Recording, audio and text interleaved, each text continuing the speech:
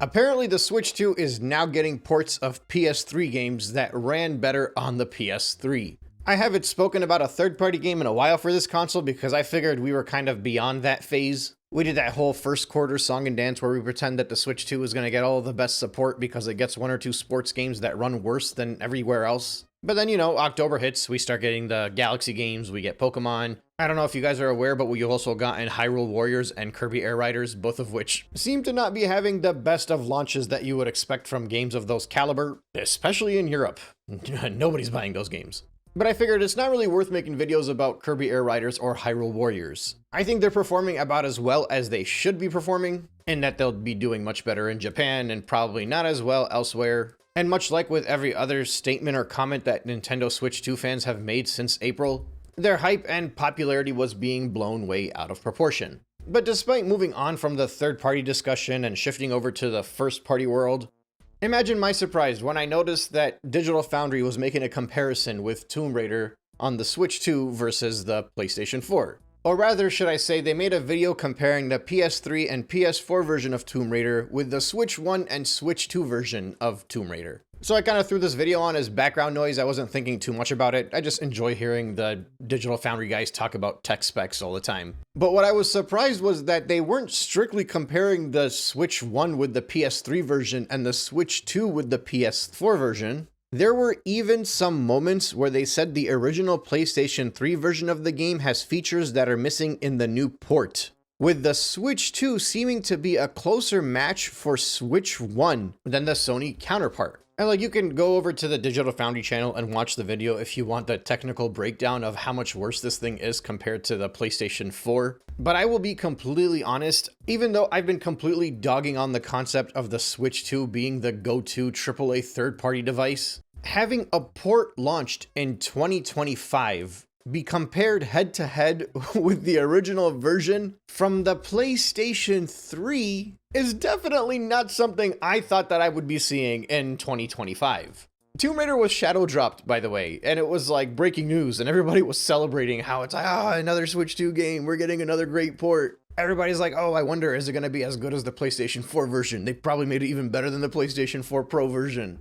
I mean, in fairness, it's got a stable frame rate and it runs much smoother than a lot of the other versions because of how beat down the visuals are. And come to think of it, maybe that's on par with what you should expect from a game on a Nintendo console. Pokemon just showed us you can be a success by being a very ugly game. Why put in any effort on this console if the Nintendo buyers are going to be buying the game anyway? But obviously, Tomb Raider is not Pokemon. There will be certainly a lot of Nintendo buyers that will jump the gun and have purchased this thing as soon as it came out because they figured it's another great game to add to their collection because of the name it has. But for the most part, it is obviously not going to have that massive appeal on the Nintendo console in the same way that Pokemon would. So then you have to wonder, why would they even consider porting this over to the Switch 2? Why would they port over a title from 12 years ago and not even give it the same respect that it got when it released on the PlayStation 4? We are now looking at a 2-generation gap from the PlayStation 3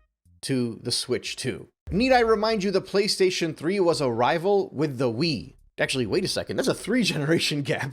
That completely ignored the Wii U here. Maybe you could call it a 2.5-generation gap because the Switch can either lean towards the PS4 or the PS5, depending on how you look at it. Either way, the Nintendo stuff is significantly weaker. It just depends on what you draw the line at where the generations start and end. But yeah, why would they even release it? Why would they just put it out there? Why wouldn't they fix it up, spend some money, make it look good, and then put it on the shelves for all of the happy Nintendo Switch 2 buyers to go out and buy this new title? It almost feels like it's disrespect on their end, like they don't think highly of Nintendo buyers. And well, I'm sure it's part of that. Third parties haven't exactly respected the Nintendo world in general for a very long time, at least those AAA ones. But the thing is, you can't really blame them. See, again, if you rewind back over the past few months, all of the different times that third-party discussions have come up on this channel, I stressed that so many third-party developers out there will be going hard on the Nintendo Switch 2 early on in the console's lifespan. And they're going to be doing so because they're hoping that the new Switch 2 buyers are going to see the effort that they're putting in for this stronger device and decide to go out and buy those games for their Switch 2. And so a few of them have placed a lot of money in order to make sure they have the best optimized version they can get out of this tiny little tablet. They've realistically had to allocate a lot of funds and a lot of time to make sure that this game runs well on there. But from June and until the most recent financial report, the only thing that we keep seeing over and over again is just how bad software sales are on the Nintendo Switch 2. And of course, it's because the games that people want to buy are the first-party Nintendo titles.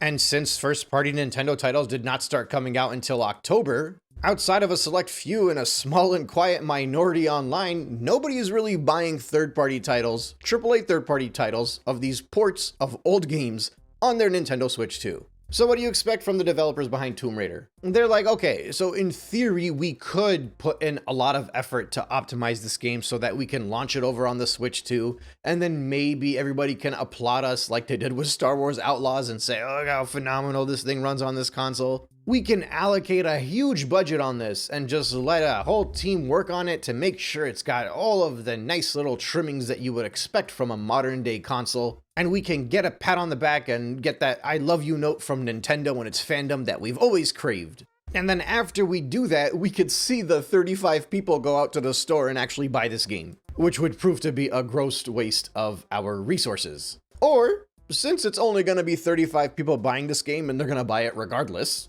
we might as well just port over the PS3 version. You know, this is a late stage PS3 game, so it's a bit stronger than most PS3 titles. So like that jump up that it got to the PlayStation 4 might be a little bit more effort on our end to make it work for the Nintendo fans. So they just decide to make it easy. Choose the uglier visuals with a better performance. In fairness, the Tomb Raider game struggled even on the PlayStation 4, but the Switch 2 is supposed to be stronger than the PlayStation 4 Pro, not even the base model. So I actually don't blame them at all for not optimizing this game for the Nintendo console. Why would they? It's a waste of time and resources for a crowd that's not going to be buying the game anyway. But how much is this thing anyway? I don't even know what they're charging for it. Oh god, I just googled it. Nintendo Life gave this an 8 out of 10. Come on, guys. This is why people buy the wrong games. Did they even play the game? They probably just saw Tomb Raider was coming for the Switch 2 and were like, hey, it sounds like a big name. 8 out of 10. Let's do it. I think you can actually read Digital Foundry's full analysis too. Their conclusion says, cutbacks and compromises for such an old game are perhaps understandable when looking at the Switch version of Tomb Raider, Definitive Edition. But the downgrades to the Switch 2 version cut deep and don't particularly make sense for a title released on a brand new system. The game's been out for like 1 day. What is Nintendo Life even reviewing at this point?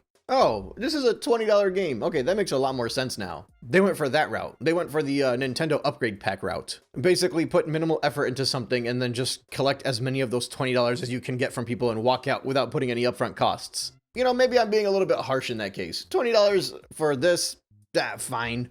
I mean, granted, the game is available on Steam right now for $15.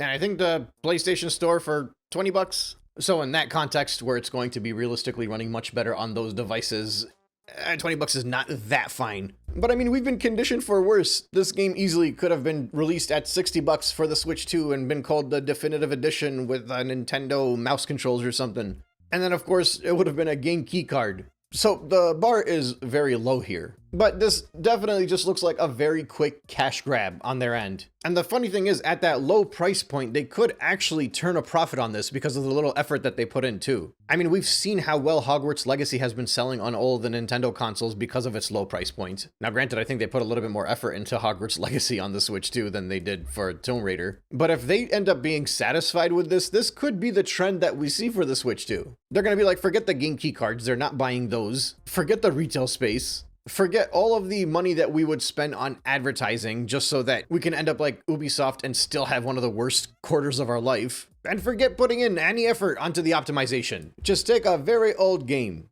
give it the most bare bones treatment possible to make it work on this device, and then make sure it runs at a stable 60 frames per second and they're gonna buy it. And then you have the added bonus of this being a port that initially came to the Switch 1. Because what they do is they just put it on the Switch 1, it runs at like a 30 frames per second, and then they just slightly up-res it, make it 60. And now they appeal to all of the different markets of people that see a big name like Tomb Raider for $20 on the eShop, and they'll go out and buy it. I think the third-party picture of Nintendo is going to be pretty clear with this generation. It's going to be the same type of third-party experience that people have had with the OG Switch. They'll get the little baby games, for lack of a better term. With the cartoon aesthetics, those will do fairly well. Obviously, not nearly as well as any first-party game would, but it'll do enough. But for the massive first-party AAA titles, outside of a few exceptions early on in the console's life cycle, where games like Resident Evil will come out and underperform on the Switch 2 in comparison to everybody else, more and more publishers and developers and studios will realize that it is not worth the time and effort to put so many resources towards making these games run well and run respectably for the Nintendo Switch 2, because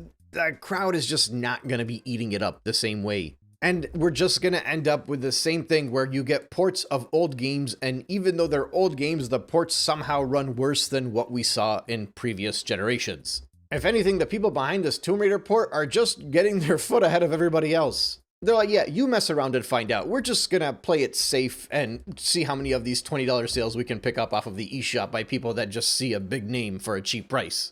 Quite frankly, I think they're being smart. Don't waste your time and effort. And then if you just port it over to the Switch 1, that'll make Switch 1 buyers happy. And they're a much bigger market than the Switch 2 anyway. And then, again, just like with games like Drag X Drive, just like with all of the Switch 2 upgrades that Nintendo's been putting out, the whole concept is that for a very little upfront cost, those $20 per purchase, they go a long way, quite frankly. Well, the lesson learned here is that not everybody is Pokemon, obviously. You can't put in a crap minimal effort game and expect to sell it at $70. Or I guess 100 after you account for full completion. But yeah, I just thought it was really funny because this is probably a whole new low for third-party comparisons with a Switch 2 title. You know, like originally everybody was kind of like, hey, this thing might be just a little bit weaker than a PS5. And then it became like, hey, like, let's go head-to-head almost to Series S. And then it was like, okay, you know what, fine. It's like slightly stronger than a PS4 Pro. And then there were some games where I was like, okay, it's not as strong as the PS4 Pro, but it sits somewhere between the PS4 and the PS4 Pro at least. It's stronger than the base model PS4. And now we are looking at a major third-party title ported over to the Switch 2, and the fact that it's a port shouldn't really matter because pretty much every major third-party title that has come to the Switch 2 is a port. And instead of being compared to the base model PS4, there is actually a discussion about some aspects of this being better on the PlayStation 3 versus the Nintendo Switch 2, which, need I remind you, has only been out for less than 6 months. This is when the hype for this console is the highest. This is when the developers are going to be coming in to try to make an impression. The efforts are going to get smaller as time goes on. They're not going to work the other way up unless somehow Nintendo releases a quarterly report that shows that third-party titles are performing much better and software sales are doing much better than anything that we have seen in the recent months. But let's be real, that's not going to happen. It hasn't been a thing for Nintendo since the GameCube. But yeah, don't take my word for it. Go watch the Digital Foundry video. There were some very funny lines in there that just kind of surprised me when they said them, when they were comparing it. I'm like, oh, like, it can't be that bad. And then you look at the visuals and you're like, oh, it is that bad. Okay, that's enough for now. I'm done being jerk for at least a few more hours. I'll come back later tonight or maybe tomorrow and make something else. Anyway, if you're off for the next 4 days, I hope you enjoy your time off. If you're at work, I am so sorry for you. But I will have my Donkey Kong retrospective out sometime in the next couple of days. So you might be able to listen to me yapping about that in the background while you go through your work shift. Obviously, that's going to be uploaded on my alt channel of Nintendine Plus. All right, cool. Thanks for listening, and I will catch you guys on the next one.